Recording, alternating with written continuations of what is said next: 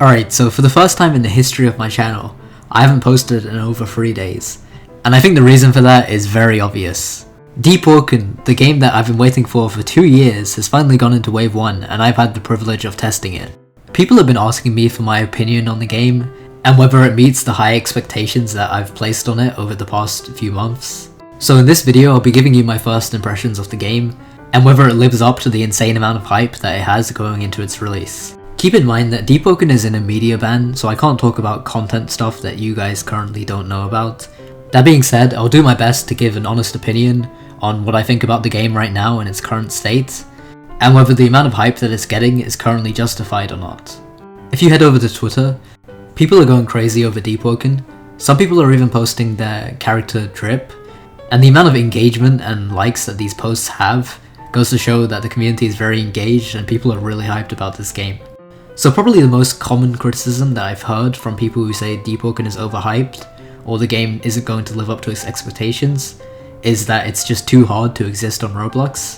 But from my experience, even though it is a very difficult game, this isn't necessarily a bad thing, and I think it's even good for the game.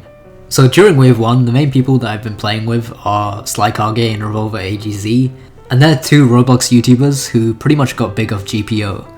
GPO has a pretty bad reputation in the anime community for being like a very easy game and quote-unquote bandit beater. It's just way too easy and the NPCs are just way too predictable.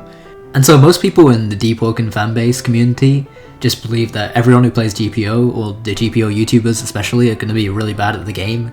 And this even extends to other YouTubers such as Rogue Lineage YouTubers. I've heard that people call Agamatsu boosted at the game, but let me tell you, if you see this guy in game, you're not going to be able to fight him. I've sparred him probably a dozen times and I haven't come close to winning once. And these spars occurred just 2 days after I 1v5'd other Wave 1 freshies, and I've managed to beat them all. That just goes to show how much there is to learn in this game. If you have time and you put in the time to learn, then you'll be much better at the combat. Revolver AGZ and Slykage have been playing a lot with me, and as a result, we've all become a lot better at PvP and PvE. Some of the enemies that we were too scared to fight just 2 days ago are things that we can kill with one hand today. Here's an example of a voice chat when we had a lot of trouble with a particular enemy. So you guys want to go? Oh, it's coming here, bro.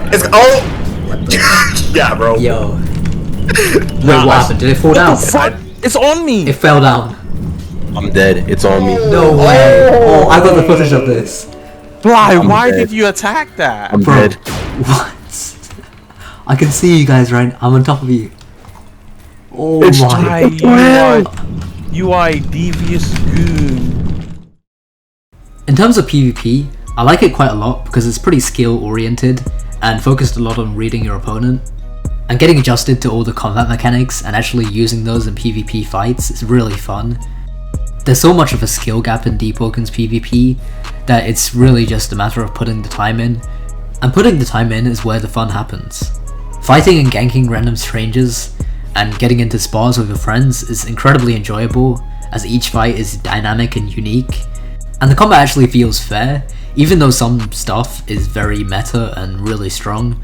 It doesn't get to the point where you can use it as a crutch and just beat up someone who's way more skilled than you, assuming that you have the same progression. The thing that stood out to me when I first played the game was how innovative and unique the systems are compared to other Roblox games.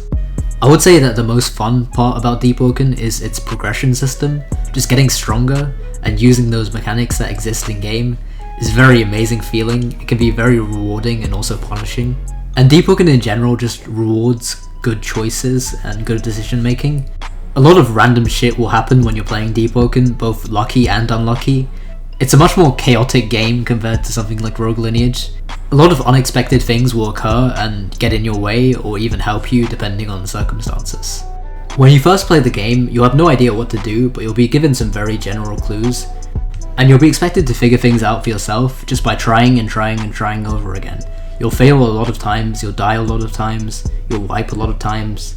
But the most important thing is that you'll keep on improving and you'll gain experience and knowledge, and over time you'll get better and better and you'll have fun along the way.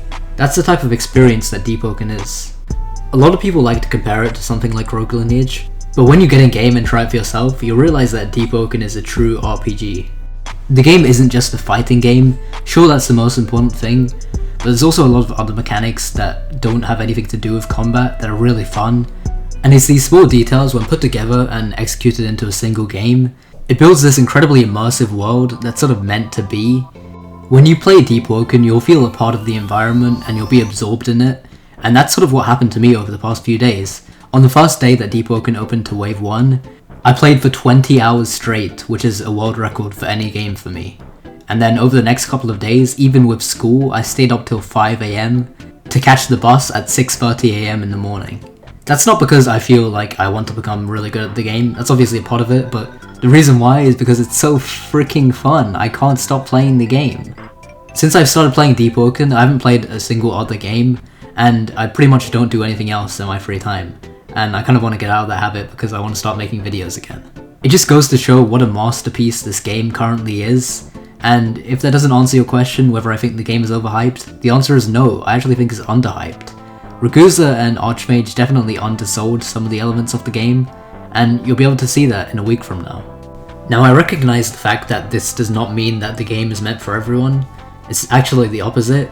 Deepwoken is not going to appeal to the type of person who wants to be handheld through games, and the type of person who wants to get max stats and everything without actually having to work for it, or without having the risk of losing it.